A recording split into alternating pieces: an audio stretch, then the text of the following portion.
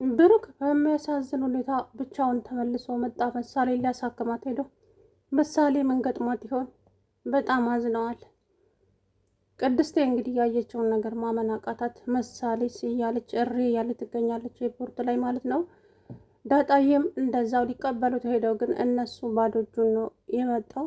እንዴት ለምን የሚለው ነገር አስደንግጧቸዋል በእውነቱ ማለት ነው።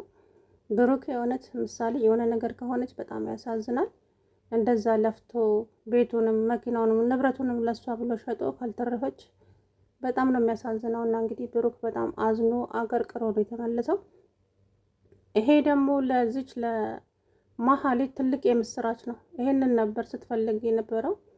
ነገር ግን እሱ ከሁለት የወደቀ ዛፍ ነው የሚሆነው ማለት ነው። በሚያሳዝን ሁኔታ እንግዲህ አዝኖ ተመልሷል። ቀና ብሎ እንኳን አላያቸውን እነ ቅድስትን ማለት ነው። እሷም ደግሞ እንዲህ ማህሌት ማናት ምሳሌስ ጋሺ ምሳሌስ እያለች ብቻ እየጮኸች ነበረ ማለት ነው። ኤርፖርት ውስጥ ዳጣዬ ብሩክ መምጣት እንጂ ምሳሌን አላስተዋለችም። እንዴ ምሳሌ ማንሽ? ዳጣዬ ምሳሌ እኮ የለችም። ምን ነው ደስ የሚለው እንዲህ ብላ ስታይ ማንም ሰው የለም፣ ብቻውን ሻንጣውን ብቻ ይዞ መጣ። እንግዲህ እሷ ምን እንደገጠማት አላውቅም። ወይ ሕክምናው አልተሳካ ይሆን? ብቻ ግራ ያጋባል ማለት ነው። ዝናም ደግሞ አጉል ያዙ ይልቀቁኝ፣ ውሰዱኝ እንጂ እኔ ገለዋለሁ፣ እኔ ጨርሰዋለሁ እያለ እንግዲህ መከራውን እየበላ ይገኛል ማለት ነው ሞገስን። ምክንያቱም ሚስቱን ስለቀቀማው። ሚስቱን ባለፈ ዕለት እንግዲህ ጭንቅላቱን አፍርሳው አምልጣ ሄዳ ነበረ ባለፈ ጊዜ። ከዛ በኋላ አሁን ሞገስ ጋር ነው ያለችው። ሞገስ ደብቋት ነው ያለው። እሱ ሚስቴን ካሸሻት እኔ ደግሞ እናቱን አግትበታለሁ እያለ ያስፈራራል። ነገር ግን ሞገስ ከአዲስ አበባ እናቱን አስወጥቶ ባህር ዳር ልጓታል። እዛ መሄድ አይችልም። ከባህር ዳር ደግሞ ስለተጠራጠረ ወደ አርባ ምንጭ ልኬያታለሁ እናቴን እያለ ነበረ ማለት ነው። ማህሌትን አንቺ ማትረቢ፣ አንቺ ለራስሽም አትሆኝ፣ እንኳን ለእኔ ልትሆኝ ይቅርና አንቺ እኮ ሰው ብትሆኝ ኖሮ መቼ ቤቱ በላሽ ላይ ይሸጥ ነበረ። ብሩክ ጀግና ነው፣ ሳላደንቀው አላልፍም። ቤቱንና ንብረቱን ሸጠው ልጁን ሊያሳክም ይዞ ሄደ እያሉ እንግዲህ እነሱም ገዳቸው አላማረላቸውም። እሱም ባዶ እጁን ተመልሶ መጣ። ልጅቱ እንግዲህ ምን እንደገጠማት አላውቅም። በእውነት በጣም ነው የምታሳዝነው ምሳሌዬ።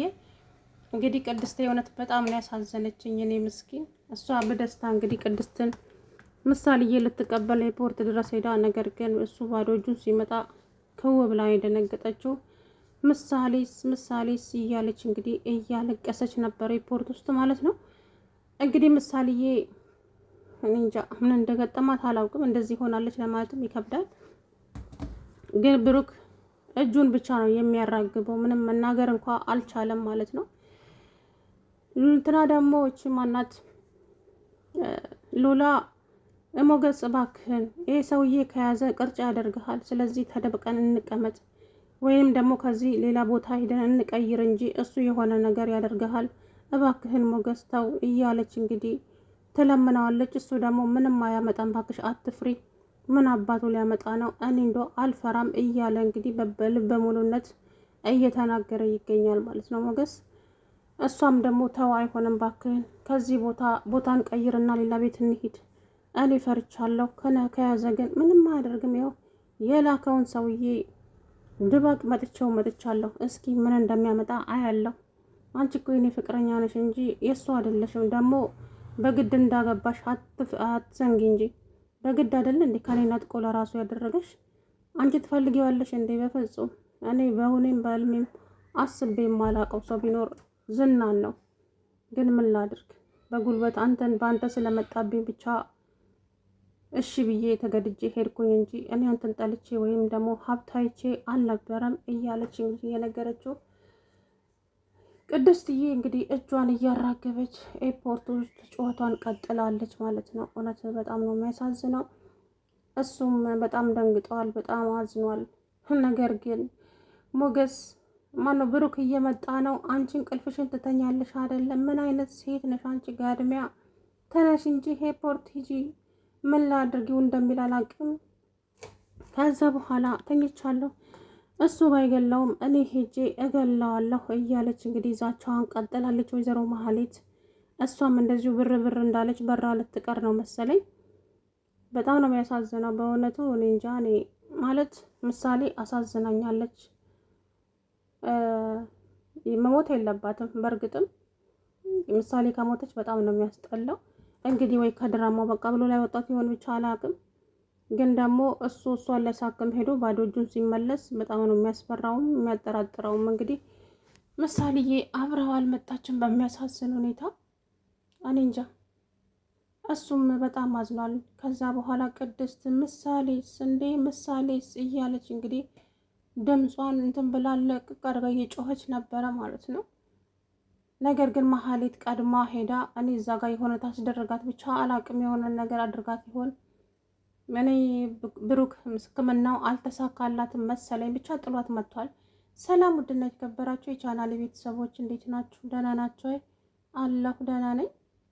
እንግዲህ ብሩክ ምሳሌን እኔ ሕክምናው ይሁን ብቻ የሆነ ነገር ሆነ አላቅም ተመልሶ መጥቷል ማለት ነው። በሚያሳዝን ሁኔታ አንገቱን አቀርቅሮ ነው የመጣው። እኔ የሆነ ነገር ሳትሆን አትቀርም ግን እመጣለሁ ልንመጣለሁ ብሎ ነው ለዳጣ ስልክ የደወለው። እንግዲህ ሲመጣ ግን እጁ ባዶውን ነው የመጣው ጋሪውን እየገፋ። ከዛ በኋላ ቅድስትና ዳጣዬ በደስታ ወደ ኤርፖርት እየሄዱ እየተሳሳቁ ምሳሌዬ እኮ አሁን ደህና ልትመጣ ነው በቃ ታድለን እየተባባሉ በደስታ እየፈነደቁ ነበረ ወደ ኤርፖርት የሄዱት።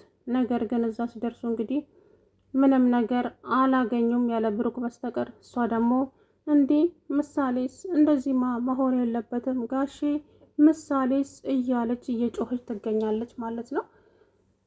እሱም ምንም መልስ አልመለሰላትም በሰዓቱ። እሷ ደንግጣለች። ብቻ ሰው ሁሉ ተሰብስቦ ቅድስትን እያያት ነበር ኤርፖርት ውስጥ ማለት ነው። እኔ እንጃ ምን እንደገጠማት ብሩክ። እውነቴን ነው ለእሷ ብሎ ብዙ ነገር ሆኗል፣ ብዙ መስዋዕት ከፍሏል። የመሀሌት